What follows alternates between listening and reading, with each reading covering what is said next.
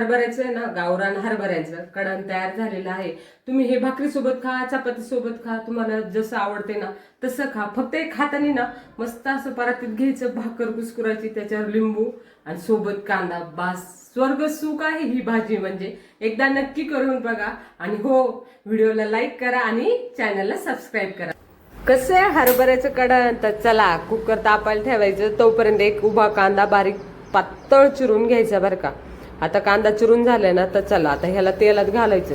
काय करायचं, अगदी अर्धी पळी, जसं मोदींनी सांगितले तसं अगदी थोडंसं तेल घालून घ्यायचं बास. आणि ह्यामध्ये काय करायचं, एक दालचिनीचा तुकडा आणि तमालपत्राचं एक पान हे घालून घ्यायचं. त्यानंतर आपण पातळ जो उभा चिरलेला कांदा आहे ना, घाला तो कांदा. हा, आता ह्याला लाल करायचं का, अजिबात नाही. हा कांदा जो आहे अगदी हलकासा परतून घ्यायचा. बास. तोपर्यंत काय करायचे, बाजूला हरभरे जे आहेत ते धुवून घेतलेत. आता ते हरभरे घालून, हरभरे घातले की ते थोडेसे हलवून घ्यायचे. आणि आता ह्याच्यात काय करायचं, आपल्याला पचनात सोपं काय असतं तर हिंगामुळे अन्न पचन होण्यास मदत होते. मग अगदी चिमूटभर हिंग घालून घेतले. घाला पाणी, तुम्हाला जेवढं पाणी घालायचं हरभऱ्याला शिजण्यासाठी. आणि अगदी हरभऱ्याला चव आली पाहिजे आणि एवढं मीठ घालून घ्यायचं. घ्या तर कुकरला झाकण लावून, मस्त लावलं ना झाकण. आता याच्या 4 शिट्ट्या करायच्या, पण कशा, कमी गॅसवर. घ्या मसाला वाटून, कढीपत्ता, तीळ, खोबरं, कोथिंबीर, जिरे आणि लसूण. आता हे वाटायचं. घ्या खोबऱ्याला ठेचायला, ठसा ठसा ठसा ठसा ठेचायचं. काय नखरे करतोय तो, इकडे इकडे जातोय का, अजिबात पळत नसतंय.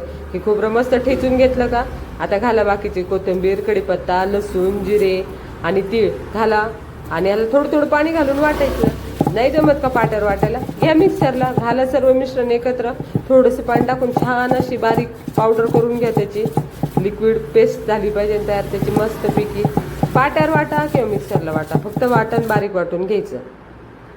झालं ना, पाट्यावर वाटण वाटल्यानंतर पाटा अगदी स्वच्छ धुवून घ्यायचा, वाया काहीच घालवायचं नसतं. आणि पाट्यावरती काही पदार्थ वाटले ना, त्यातले जे रस आहेत ते बाहेर निघतात, त्यामुळे देखील भाजीला चव खूप छान येते. तसं मिक्सरला वाटलं नाही ना, त्याचा फक्त भुगा होतो. त्याच्यामुळे कधीमधून वेळात वेळ काढून असं देखील वाटलं पाहिजे. तर चला आता आपण काय करूया, पुढचं बघून घेऊया. चला आता कुकर खोलून घ्या.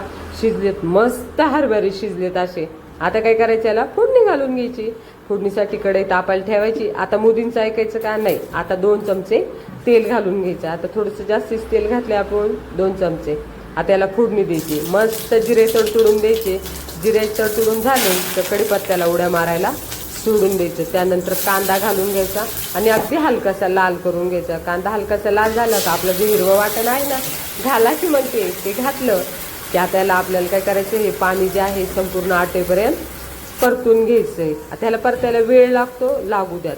गॅस कमी करूनच हा मसाला परतून घ्यायचा, म्हणजे जेणेकरून खाली कढई पण लागत नाही आणि मसाला पण करपत नाही.